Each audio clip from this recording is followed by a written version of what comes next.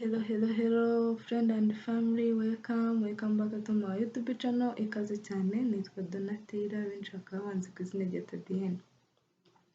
Tugiye kurebera hamwe bimwe mu bintu byatuma wishima cyangwa se umeze neza mu gihe wabaye down. Ikintu cya mbere wakagombye gukora ni siporo.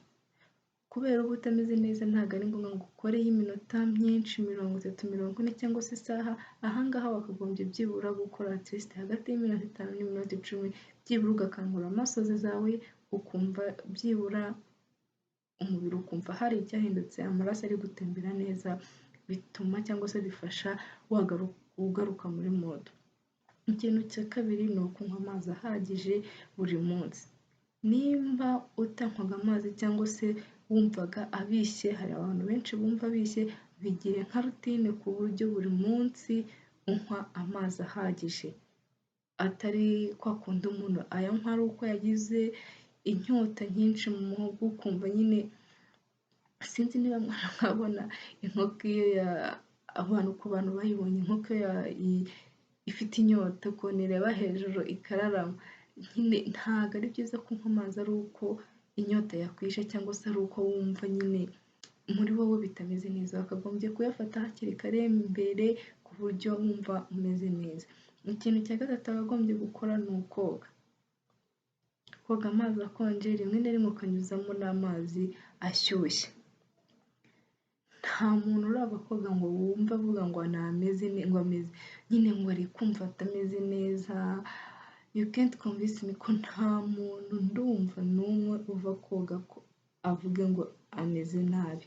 Bose bavuga ko baba bameze neza. Gerageza woga amazi ashyushye, agabanya cyangwa se atuma uhumeka neza, ariko bitari kenshi, byibura rimwe mu cyumweru. Amazi akonje yo akagabanya depression.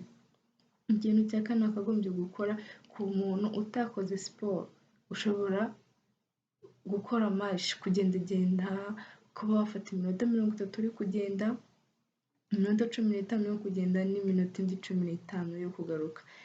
Kabone nibwo waba ufite imodoka, ni byiza cyane ko wakagombye kunyuzamo ukagenda n'amaguru. Ntabwo baguseka kuko abantu bose ntabwo bafite imodoka. Nanjye nta modoka mfite, ariko gerageza wumve yuko ugomba kugenda n'amaguru kuko birafasha kugaruka muri mode, ukumva yuko umeze neza muri wowe.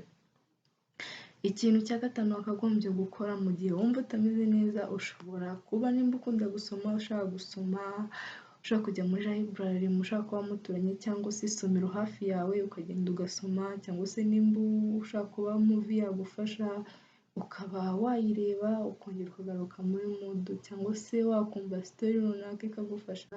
Ibyo byose bituma ugaruka muri mode.